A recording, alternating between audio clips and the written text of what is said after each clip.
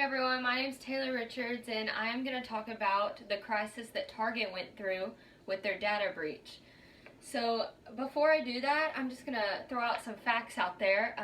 When I first researched this, I didn't even know what a data breach was actually classified as or what its description was. So I looked it up on dictionary.com and it said that a data breach is an incident in which sensitive, protected, or confidential data has potentially been viewed, stolen, or used by an individual unauthorized to do so. I did some more research just to see how often it happened, and it said that 38% of companies are not prepared for this when it happens. So it made me wonder how many companies have in place a crisis communication plan for if this happens. I mean, it's happening a lot. In 2016, it doubled or tripled from what it did in 2013. 2013 was a big, or 2014 was a big year that it happened. It also, another fun fact, or I guess not really fun since this is not a good thing, is that 93% of breaches take under a minute for someone to do. So with this being as common as it is, you would think every company would have a plan ready to go, a crisis plan for when this does happen, how they're going to approach it. Well, obviously Target did not, from what we're going to learn in this case. Some areas they really excelled in, while others they did not, and it was just kind of obvious that they were not prepared for this. So what I'm going to talk about, the problem that happened, the solution, and the outcome, and then I'm going to show you what I believe they should have done, what they shouldn't have done. So first we're going to talk about image repair theory. Being a athlete, the way that helps me understand this most is, let's say you're the best free throw shooter on a basketball team. Everyone knows you as being the best free throw shooter on the basketball team. Well, let's say the game comes up and you airball a free throw. Your image is obviously damaged after that. You're technically probably not the best free throw shooter. People aren't going to think so. That's all they're going to remember is that negative event that happened. So what do? You practice, you put in effort, you go to the gym more, you shoot, you fix the problem that happened, you're trying to repair that damage that happened.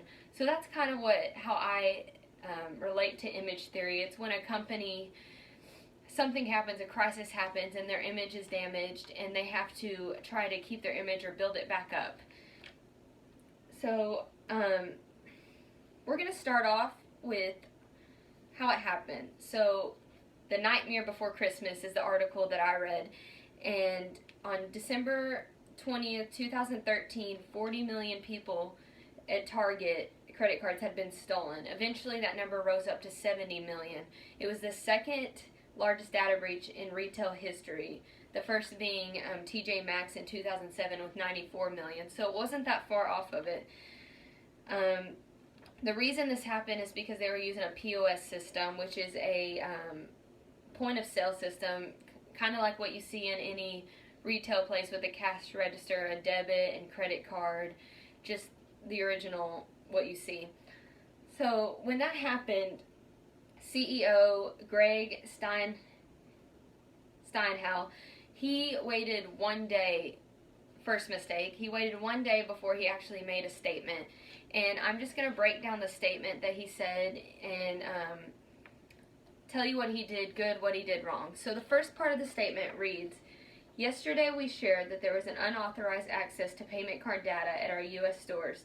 The issue has been identified and eliminated. We recognize this has been confusing and disruptive during an already busy holiday season. Our guest trust is our top priority at Target, and we are committed to making this right." So far he's doing a really good job. He's accepting the responsibility for what happened, and they're focusing on the trust of their customers as their top priority, like he mentioned.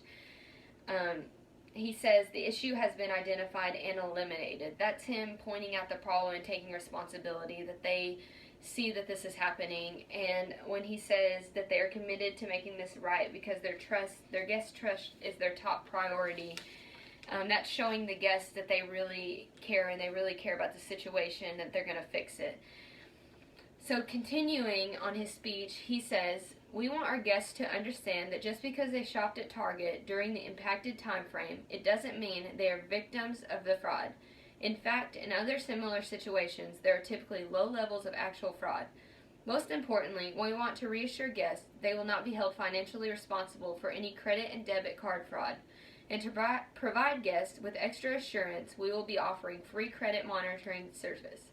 We will be in touch with those impacted by the issue soon on how and where to access the service.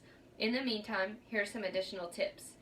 I won't read off all the additional tips, but this, what Greg said right here is really good. He offered them reassurance by adding in all those helpful tips. He also repaired the damage by offering them free credit monitoring services. So he's giving them options and choices that they can pick from that's going to help them get through this. So he's helping the customers feel better about the situation. On to the next part, he says, we understand it's been difficult for some guests to reach us via the website and call center. We apologize and want to understand that we are experiencing large call volume. Our target teams are working continuously to build capacity and meet our guest needs. This is really where Greg kind of just went downhill. This is where the downhill slope starts. First off, they did not expect a high call volume.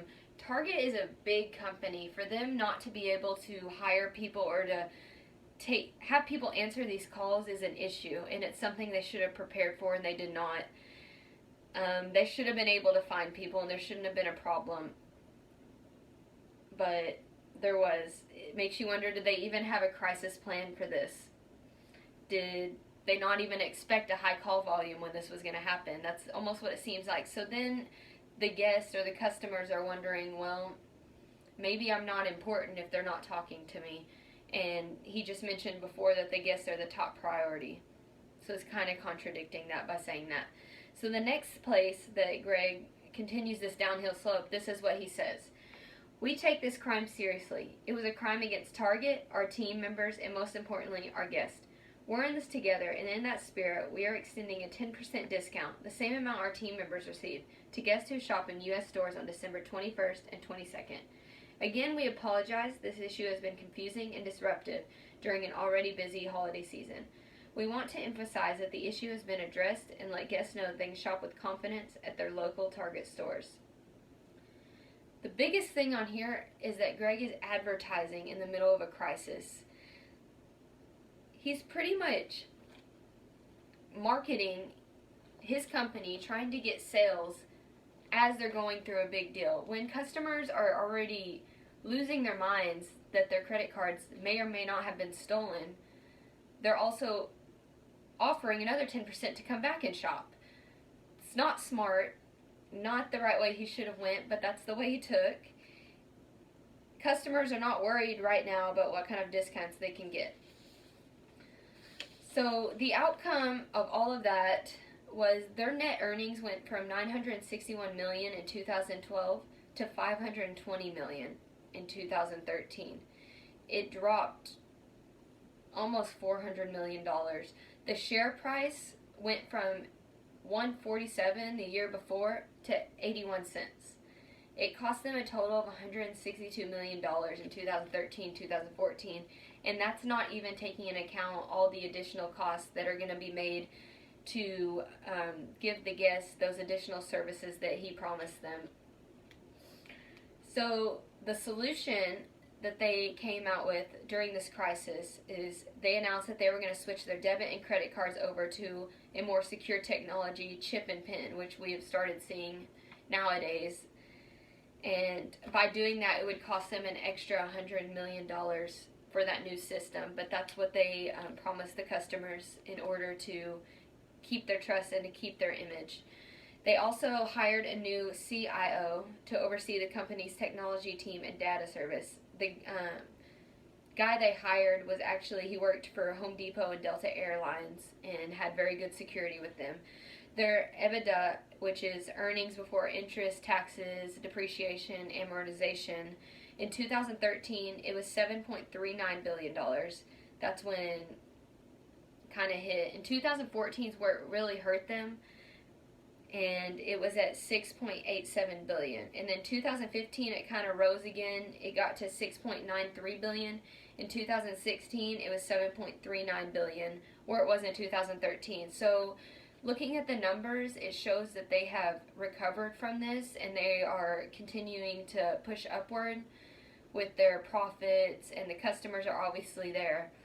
So although Greg's speech might not have been the best he could have had, and they obviously were not prepared for this kind of crisis, they have recovered from it and they're continuing to recover from it. So now for my recommendation on how they should have handled it.